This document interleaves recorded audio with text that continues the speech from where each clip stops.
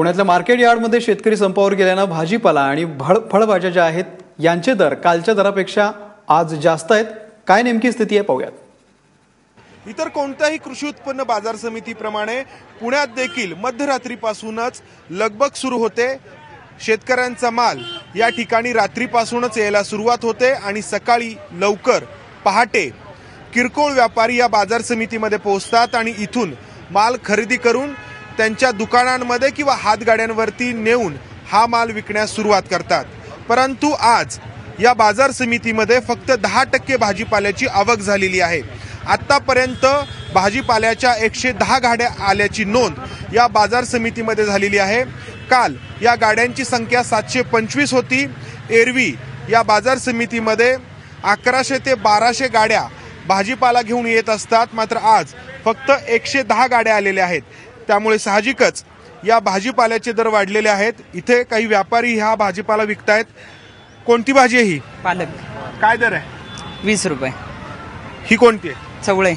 काय दर? ते पण 20 रुपये। अच्छा, हे पुदिना पण 20 रुपये। एरवी किती असतो दर? पुदिना 5 रुपये असतोय, चवळे 10 रुपये असते, पालक 12-15 असते। हे दुप्पट आहे? दुप्पट आहे। आणखी काही इथे व्यापारी आहेत या ठिकाणी।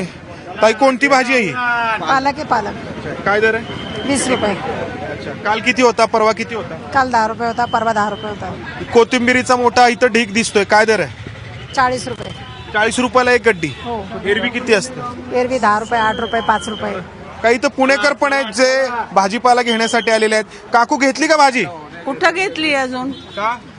एवढं महाग आहे, कोण घेणार आहे? परत माघारी जाणार आहे। काल 15 रुपये होती, आज 20 रुपये आहे, 40 रुपये।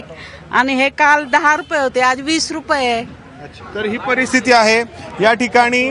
आपण बघतो आहोत की एरवी ज्या बाजार समितीमध्ये गजबज असायची त्या ठिकाणी काही तुरळक वाहनं आहेत।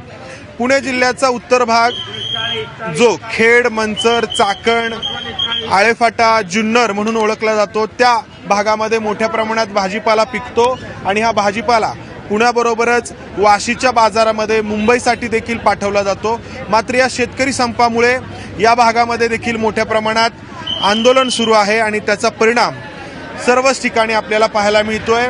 काल जी परिस्थिती होती ती आज आणखी चिघळल्याचं या ठिकाणी दिसून येत आहे। कॅमेरामन अमोल गवाळेसह मंदार गोंजारी, ABP माझा, पुणे।